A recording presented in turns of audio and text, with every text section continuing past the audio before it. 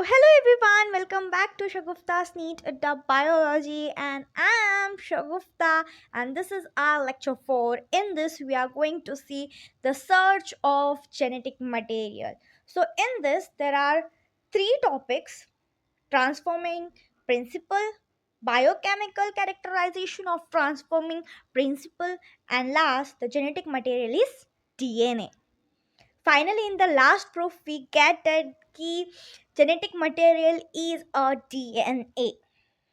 Okay, so without any delay, can we start our lecture 4? Yeah, and okay, first I will tell you that replication wala part and transcription and translation, genetic codes, and all that we will go to see in a lecture 5. Okay, yeah.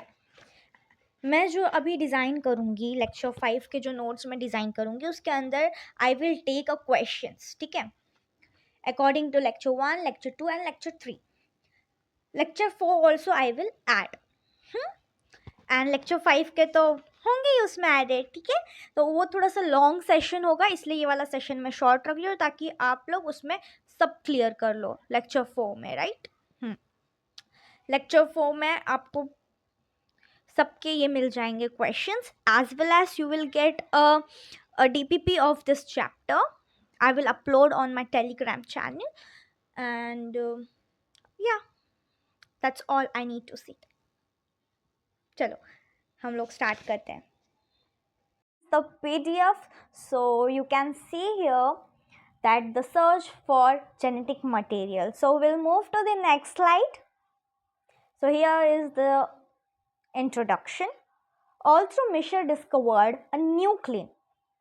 अब अभी तक तो हम लोग ये चर्चा में चल रहे थे कि हमें फाइंड करना है कि जेनेटिक मटेरियल क्या है. अब यहाँ पे न्यूक्लियन डिस्कवर हुआ है.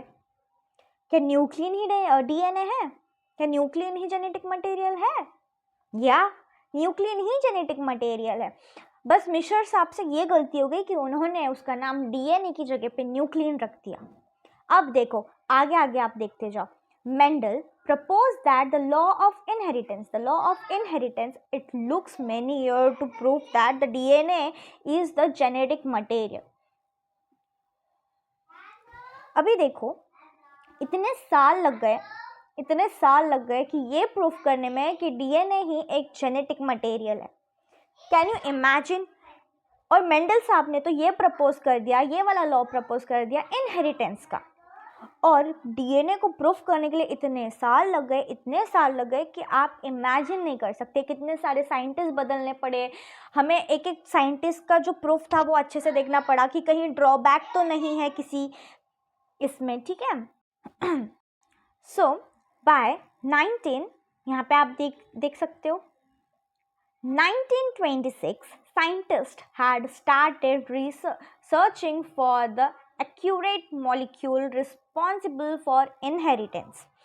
अब यहाँ पे जब बहुत सारे साल लग चुके थे कि डीएनए ही जेनेटिक मटेरियल है, उसके बाद में 1926 में जो साइंटिस्ट है वो स्टार्ट कर देते अपनी रिसर्च और सर्च करने के इसमें कि accurate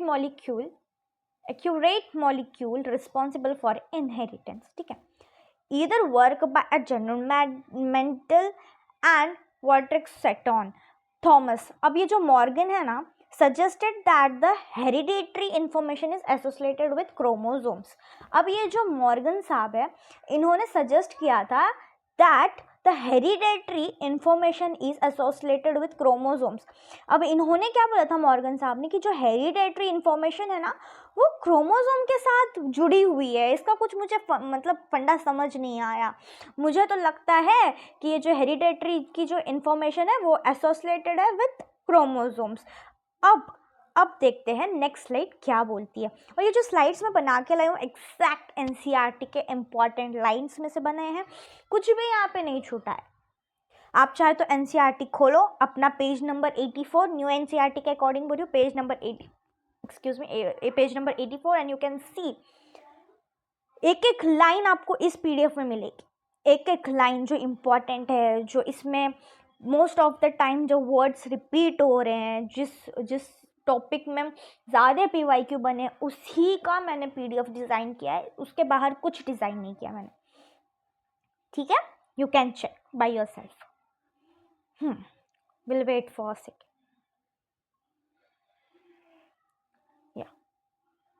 Here you can see the discovery of nuclein by Michel, and nuclein क्या था, DNA ही था, जो कि DNA क्या था, genetic material था, that's it. DNA is the only genetic material in most of the organism and RNA in some viruses only. ठीक है, RNA genetic material सिर्फ कुछ viruses में ही है और बाकी most of the organisms में DNA he genetic material. Okay. Now will move okay, मैं आपको ये स्लाइड एक बार जूम करके बता देती हूँ. You can see the discovery of nuclein by Miescher, और ये आपके मिशर साहब थे. मैंने आपको दिखाने के लिए इस पिक्चर को ऐड किया है और ये सारे नोट्स डिज़ाइन मैं करती हूँ. या so here is the first experiment by Griffith. ठीक है, ग्रिफिथ ने ट्रांसफॉर्मिंग प्रिंसिपल वाला एक्सपेरिमेंट किया था, ये आप देख सकते हो. So scientist Frederick Griffith, year 1928. अब इन्होंने ये जांच पड़ताल ये शुरू की 1928 में. ऑर्गेनिज्म यूज्ड, अब इसमें ऑर्गेनिज्म क्या यूज्ड हुआ था, अब इसमें ऑर्गेनिज्म यूज हुआ था स्टेप्टोकोकस निमोनिया. इसमें स्टेप्टोकोकस निमोनिया यूज हुआ था. यहाँ पे आपको आप देख सकते हो, निमोनोकोकस भी आप बोल सकते हो, यहाँ पे ब्रैकेट में मैंने दिया है.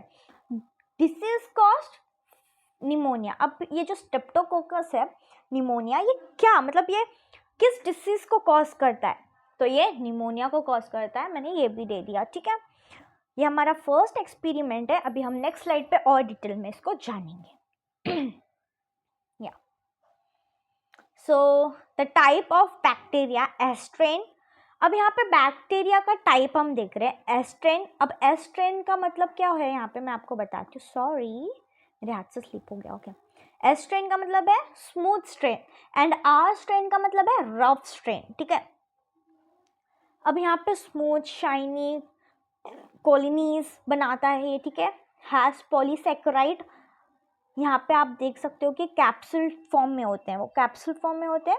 म्यूकस, ये जो है ना स्मूथ स्ट्रेन, ये एक म्यूकस होता है जो कि वो चिपक जाता है ना, तो फिर वो हार्म कर देता है, वो हार्म करके निमोनिया कॉज कर देता है, जिस वजह से डाई हो जाता है. क्या रैट, इन्होंने एक्सपेरिमेंट किया था, मतलब ये ट्राई किया था किसके ऊपर, रैट्स के ऊपर. ठीक है, आगे हम देखेंगे. आपको पता है यहाँ पे आप नीचे देख सकते हो कि ये virulent disease causing R strain rough. R का मतलब है यहाँ पे रफ, एंड रफ कोलिनीज बनाता है कैप्सूल एब्सेंट नॉन वायरलेंट. अब ये है ना नॉन वायरलेंट, और ये जो वायरलेंट है ना, ये वायरलेंट एस स्ट्रेन है. ये जो वायरलेंट है ये एस स्ट्रेन का है, एंड ये जो आर स्ट्रेन है ना ये नॉन वायरलेंट है. ठीक है, ये अब यहाँ पे वायरलेंट और ये नॉन वायरलेंट क्या है, wait I will tell you. देखो, ये डिसीज कॉज करता है वायरलेंट, जो कि स्मूथ, वो नाम में ही एक स्मूथ है, बट वो एक्चुअल कुछ स्मूथनेस नहीं दिखाता, वो उल्टा रैट को मरवा देता है, उससे ना डिसीज कॉज होता है. वो डिसीज कॉजिंग क्या था, निमोनिया पे डाल देता है वो. बट ये जो रफ स्ट्रेन है ये नॉन वायरलेंट है, ये हार्म बिल्कुल नहीं पहुंचाता. इसमें जो रैट है ना वो अलाइव रहता है, वो जिंदा रहता है, लाइव रैट. समझ रहे हो ना. तो अभी ग्रिफिथ क्या करता है, रैट्स लेता है. ठीक है, ग्रिफिथ साहब क्या करते हैं, अभी वो रैट्स लेते हैं एंड देन वो क्या करते हैं, पहले तो एस स्ट्रेन माउस के अंदर इंजेक्ट कर देते हैं. ठीक है, एस स्ट्रेन माउस के अंदर इंजेक्ट करते हैं और फिर थोड़े दिन बाद देखते हैं तो रैट मर जाता है. ठीक है, अब वही चीज़ वो सेम रैट के साथ करते हैं. आर स्ट्रेन जब उसके अंदर इंजेक्ट करते हैं ना, I have a diagram, I will show. ये सारा डायग्राम है. wait, let me take my magic pen. Yeah, Griffith experiment according to NCERT बता रही हूँ मैं, ठीक है। यहाँ पे रेफ स्ट्रेन है, smooth strain, heat killed. First मुझे जूम आउट कर लेने दो क्योंकि हाँ, आपको भी विजिबल हो जाएगा और मुझे भी। Rough strain, smooth strain, heat killed smooth strain and rough strain and heat killed smooth strain. तो अभी आप यहाँ पे देख सकते हो कि जब इन्होंने non violent rough strain inject किया माउस के अंदर तो माउस अलाइव था, माउस जिंदा था, लीव्स था, यहाँ पे लिखा हुआ है माउस जिंदा था। और जब इन्होंने वायलेंट स्मूथ स्ट्रेन इंजेक्ट किया तो माउस मर गया। यहाँ पे आप देख सकते हो माउस डाइज। अब इन्होंने क्या किया कि अच्छा मैं वायलेंट स्मूथ स्ट्रेन डाल रहा हूँ तो माउस मर गया, तो एक काम करता हूँ, मैं क्या करता हूँ, हीट कर देता हूँ पहले स्मूथ स्ट्रेन को और फिर उसके बाद में मैं इंजेक्ट करता हूँ माउस के अंदर, ठीक है। तो जब ये ऐसे करके माउस के अंदर इंजेक्ट किए तो माउस जिंदा था। जब उन्होंने हीट किल्ड स्मूथ स्ट्रेन डाला तो यहाँ पे माउस जिंदा था। अब देखते हैं, अब इन्होंने क्या बोला, जब ये करने पे जिंदा हो सकता, तो इन्होंने बोला जब ये करने के बाद हीट किल्ड स्मूथ स्ट्रेन डालने के बाद वो जिंदा रह सकता है, तो अब हम एक काम करते हैं, R strain plus heat killed strain डालते हैं, हीट किल्ड स्मूथ स्ट्रेन डालते हैं, तो देखते हैं कि माउस बचेगा या मरेगा। तो माउस मर गया। यहाँ पे देखो माउस डाइज बिकॉज, क्योंकि माउस के हार्ट में हमें एक्टिव क्या दिखा, स्मूथ सेल एस स्ट्रेन हमें एक्टिवेटेड मिला।